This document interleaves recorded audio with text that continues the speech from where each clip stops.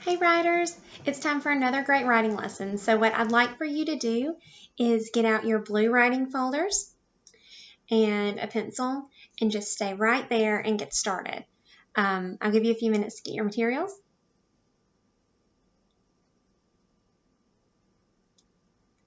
All right, let's begin. Yesterday, writers, we talked about making our small moment stories about our realistic fiction characters into a series or a group of books, not just one story, but a group of stories about the same person. But what we really need to talk about is, how to, introduce your character in your first book. We've already written a book or two. Some of you maybe even on book number 3. I've almost finished the first one that I started, but I don't think that that's going to be my first book about Jordan because it doesn't really do what first books in a series does. I've started 2 other stories because I couldn't figure out which way to go. I've had ideas, so I'm going to get your help with that in just a minute.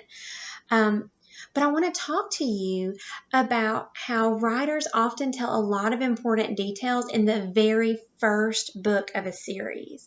So let's think back to some of those series that we've talked about. I know a lot of us have read the Horrible Harry books. In the very first book in that series we read together, it was Horrible Harry in Room 2B. If you're one of those kids that got to read that book, think with me for a minute. What did they do? What did the author do in Horrible Harry in Room 2B to introduce us to Harry so that we would know what was going on?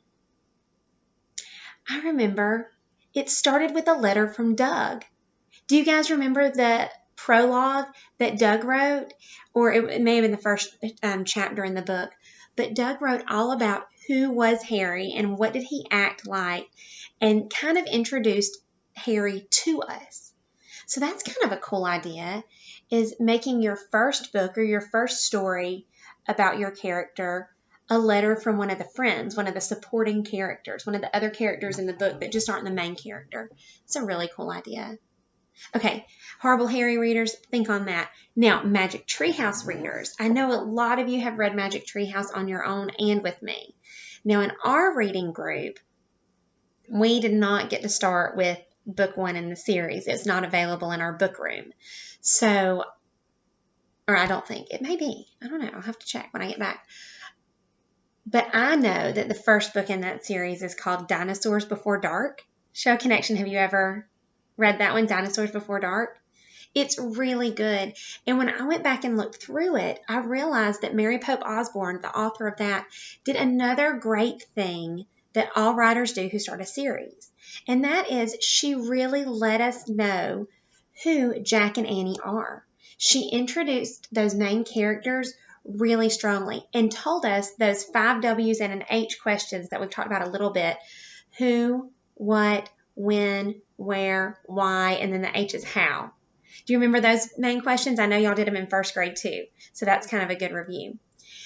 They always tell those 5 W's and an H in the first series so that we know what we're getting into.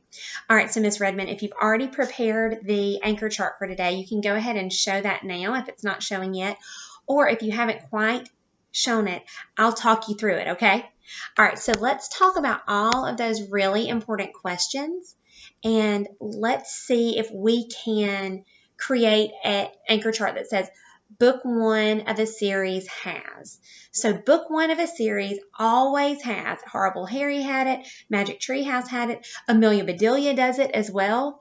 They always tell the who the main character is, and other supporting characters. So the very first thing you've got to make sure you're doing, and I think all of us have done it a little bit, but we may not have introduced with great detail, is tell our readers who our character is in strong, strong detail. Let them know their name. Let them get to know the characters really well. Another big question that they answer is where. Where does the main character live? Now that's really important because we need to know if this is in Georgia, near us, if this is in Alaska, United States, but not near us, if this is in China or in Australia, it makes a difference where the setting is, because then the story will make sense in different ways. If I just started writing a story about a polar bear and I thought that my character lived in North Carolina, that wouldn't make very much sense, would it? That would make our reader confused.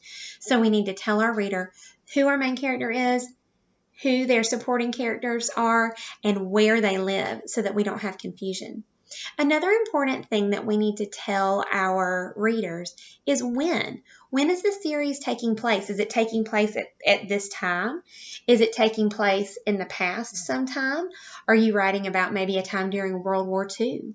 Or are you writing in a time maybe in the 80s, like when I was growing up, or the 90s? That's kind of what I was thinking about Jordan, so I've got to fit that in there somewhere. When is the series taking place? All right, the fourth question is what? We need to know what the character likes. That's right. Yeah, you can't have a good character if you don't know what they like or know things about them, what they don't like even. Those are important things to introduce your character and help your reader get to know them. And that's all going to help us do the fifth W, the why. And in the very first series of the book, we've got to do very first book of the series, we've got to do a great job of not saying this character is important because, but showing our readers that this character will be an exciting person to read about. So we need to show why the character will be exciting to read about. So those are our 5 W's. Who the main character is and any supporting characters, where the main character lives, when the series is taking place, what the character likes, and why the character will be excited to read about. And finally, that H is how the character feels. You and I know by now, we have been working on this all year, that when you bring the inside out, those feelings and those thoughts, then it makes your writing come to life. And that's going to be another reason that's going to tell your reader, this is a great character that's exciting to read about. All right. And any other background information that the reader will need to know so that the story makes sense is always a great thing to add in the first number 1 book of your series. So now we've got that. I think we've got the anchor chart going.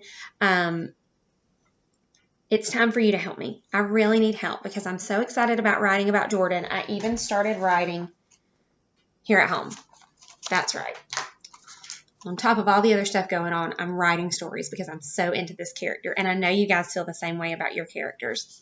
So if you don't mind, will you listen to the 2 stories that I've started? And will you help me figure out which one sounds more like the first book of my series? Remember, the one about her on the rock with the snake is a good story, and I'm not quite done with that yet.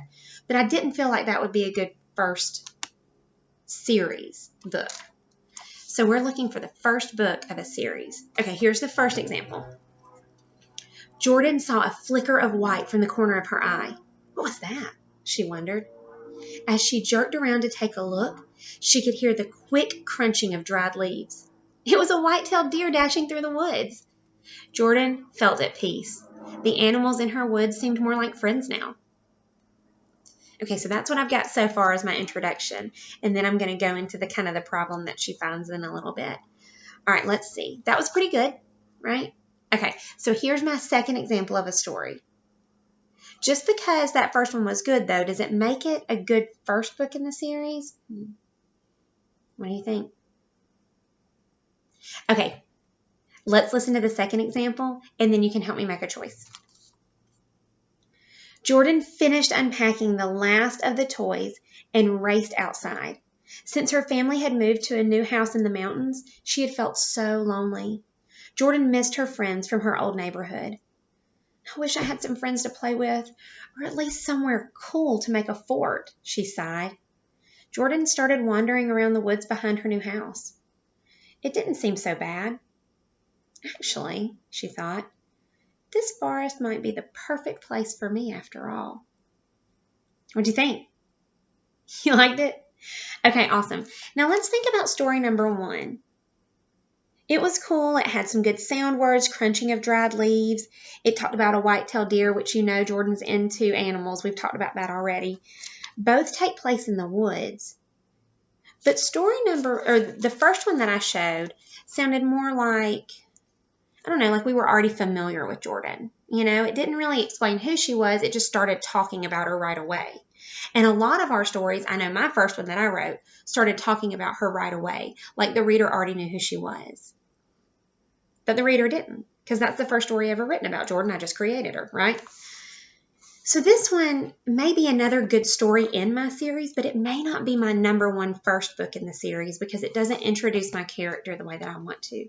But the second one tells about Jordan. It talks about how her family has just moved into this new house. So that would be a really great way for us to introduce that setting, the where and the when, really strongly. And it gives us a lot of openings, like for new characters to come in because she's talking about wanting friends. It gives us some great openings for like what the character likes, since you can kind of get a feel if she likes to be outside already. I don't know about you. Do you think the second story is a better first book in the series? Awesome. Me too. Okay, cool. So I'll work on that. Thank you for your help. And you guys can start working today. Continue working on the stories you've already started. Or if you'd like to work on a first book in your series, then you may need to get another booklet for that too. All right, you guys, I know you're going to do a great job. Use that anchor chart that Miss Redmond made for us. Book 1 of a series has. Use that to help you if you're not sure if you've gotten all the information in, and really try to make sure that your writing is bringing your character to life and it's explaining to your reader all the important things they need to know so they know exactly why this character is exciting to read about, and they'll want to read story after story after story. Happy writing, you guys. And don't forget to read it to make sure it makes sense.